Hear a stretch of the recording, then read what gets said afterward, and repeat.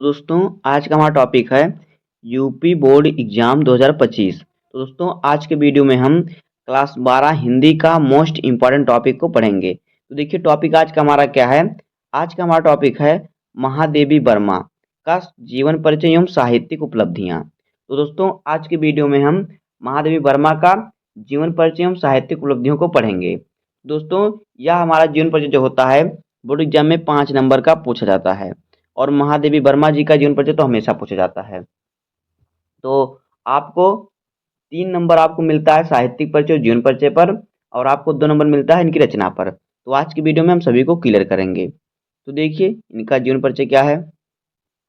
देखिए महादेवी वर्मा का जन्म फर्रुखाबाद उत्तर प्रदेश के एक प्रतिष्ठित शिक्षित शिक्षित कायस्थ परिवार में हुआ था। वर्ष 1907 में हुआ था। शिक्षित कायस्थ परिवार में वर्ष 1907 में हुआ था। इनकी माता हेमरानी हिंदी व संस्कृत की ज्ञाता तथा साधारण कवित्री थीं। इनकी जो माता थी वो हिंदी और संस्कृत की ज्ञाता मतलब अधिक जानकार थीं और साधारण कवित्री थीं। नाना व माता के गुणों का प्रभाव ही महादेवी वर्मा जी पर पड़ा था। इनके नाना भी क्या थे, साहित्य में एक प्रकार के साहित्य के लेखक थे। इनमें भी क्या था, हिंदी साहित्य के ये भी ज्ञाता थे। 9 वर्ष की छोटी आयु में ही विवाह हो जाने के बावजूद इन्होंने अपना अध्ययन जारी रखा। महादेवी जी का जो विवाह था 9 वर्ष की आयु में हो गया था, फिर भी इन्होंने क्या किया, अपना अध्ययन यानी पढ़ाई अपनी जारी रखी। महादेवी वर्मा महादेवी वर्मा का दाम्पत्य जीवन सफल नहीं रहा। दाम्पत्य मतलब उनके हस्बैंड में और उनमें उनका जो जीवन था सफल नहीं था, दोनों एक साथ नहीं रह रहे थे। आगे देखिए, विवाह के बाद उन्होंने अपनी परीक्षाएं सफलतापूर्वक उत्तीर्ण की। उन्होंने घर पर ही चित्रकला एवं संगीत की शिक्षा अर्जित की। इनकी उच्च शिक्षा प्रयाग में हुई। कुछ समय तक इन्होंने चांद पत्रिका का संपादन भी किया। अब आगे देखिए, इन्होंने शिक्षा समाप्ति के बाद वर्ष 1933 से प्रयाग महिला विद्यापीठ के प्रधानाचार्य पद पर को भी सुशोभित किया। इन्हें क्या किया, प्रधानाचार्य का पद भी मिला। कहाँ, प्रयाग महिला विद्यापीठ में।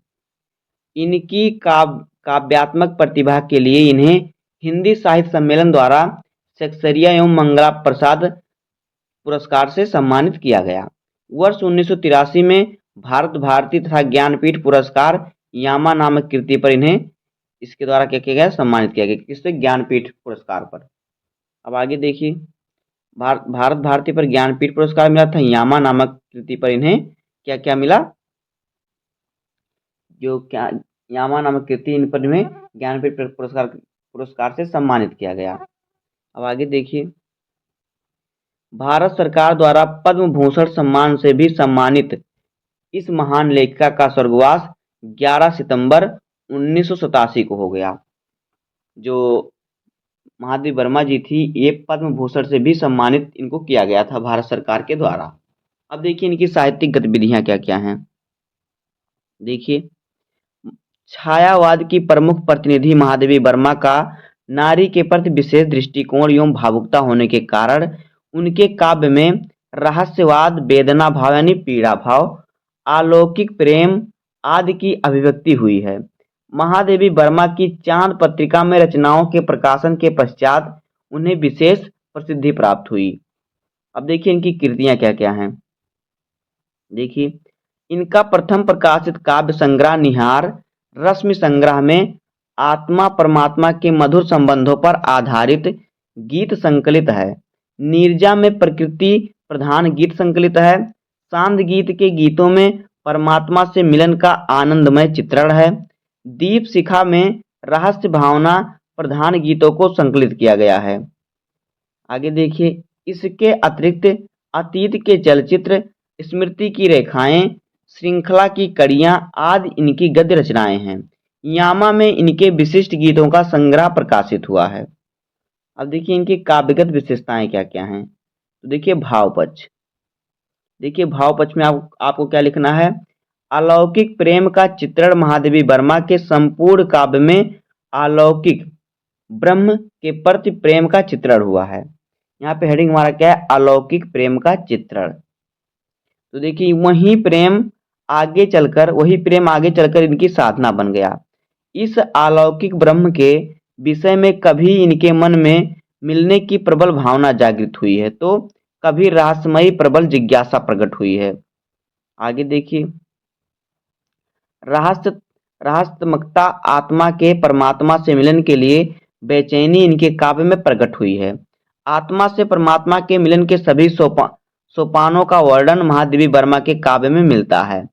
मनुष्य का प्रकृति से दातात्म्य, प्रकृति पर चेतना का आरोप, प्रकृति में रहस्यों की अनुभूति, असीम सत्ता और उसके प्रति समर्पण तथा सार्वभौमिक करुणा आदि विशेषताएं इनके रहस्यवाद से जुड़ी हैं। इन्होंने प्रकृति पर मानवीय भावनाओं का आरोपण करके उससे आत्मीयता स्थापित की है। उसके क्या किया है, उससे आत्मीयता इन्होंने स्थापित की है, अपनापन स्थापित किया है। वेदना भाव देखिए यहाँ पे हमारा हेडिंग है वेदना भाव। तो महादेवी वर्मा के काव्य में मौजूद वेदना में साधना, संकल्प एवं लोक कल्याण की भावना निहित है। वेदना इन्हें अत्यंत प्रिय है। इनकी इच्छा है कि इनके जीवन में सदैव अतृप्ति बनी रहे। इन्होंने कहा भी है, मैं नीर भरी दुख की बदली। इन्हें आधुनिक मीरा की संज्ञा दी गई है। आधुनिक युग की मीरा इन्हें कहते हैं। आगे देखिए, प्रकृति का मानवीकरण महादेवी वर्मा के काव्य में, यहाँ पे हेडिंग हमारा है प्रकृति का मानवीकरण। तो देखिए, महादेवी वर्मा के काव्य में प्रकृति आलंबन, उद्दीपन, उपदेशक, पूर्व पीठिका आदि रूपों में प्रस्तुत हुई है। इन्होंने प्रकृति में विराट की छाया देखी है। छायावादी कवियों के समान ही इन्होंने प्रकृति का मानवीकरण किया। सुंदर रूपकों द्वारा प्रकृति के सुंदर चित्र खींचने में महादेवी वर्मा जी का समानता कोई नहीं कर सकता। अब देखिए, 5वां नंबर क्या है, रस। महादेवी जी के काव्यों में श्रृंगार के दोनों पक्षों, वियोग और संयोग के साथ करुण एवं शांत रसों का भी सुंदर परिपाक हुआ है। अब देखिए कला पक्ष। देखिए कला पक्ष में आपको क्या लिखना है, भाषा। देखिए भाषा, यहाँ पे हमारा हेडिंग है भाषा। तो महादेवी वर्मा जी की भाषा सांस्कृतिक खड़ी बोली है। इनकी भाषा का स्निग्ध एवं प्रांजल प्रभाव अन्यत्र देखने को नहीं मिलता है। कोमलकांत पद्मावली ने भाषा को अपूर्व सरसता प्रदान की है। देखिए यहाँ पे शैली इनकी, तो इनकी शैली मुक्तक गीत काव्य की प्रवाहमयी सुव्यवस्थित शैली है। ये शब्दों को पंक्तियों में पिरोकर कुछ ऐसे ढंग से प्रस्तुत करती है कि उनकी मौतिक आभा एवं संगीतात्मक पूंज सहज ही पाठकों को आकर्षित कर लेती है। सूक्ष्म प्रतीक एवं उपमान महादेव जी के काव्य में मौजूद प्रतीकों, रूपकों एवं उपमानों की गहराई तक पहुंचने के लिए आस्तिकता, आध्यात्मिकता एवं अद्वैत दर्शन के एक डुबकी अपेक्षित होगी। आगे देखिए, अन्यथा हमें इनकी अभिव्यंजना के ब्रह्म रूप को तो देख पाएंगे, किंतु इनकी सूक्ष्म आकर्षक शक्ति तक पहुंच पाना कठिन होगा। लाक्षणिकता एवं लाड़िकता की दृष्टि से महादेवी वर्मा जी का काव्य बहुत प्रभावशाली है। इन्होंने अपने गीतों के सुंदर चित्र अंकित किए हैं। कुशल चित्रकार की भांति इन्होंने थोड़े शब्दों से ही सुंदर चित्र प्रस्तुत किए हैं। अब देखिए आगे, छंद एवं अलंकार।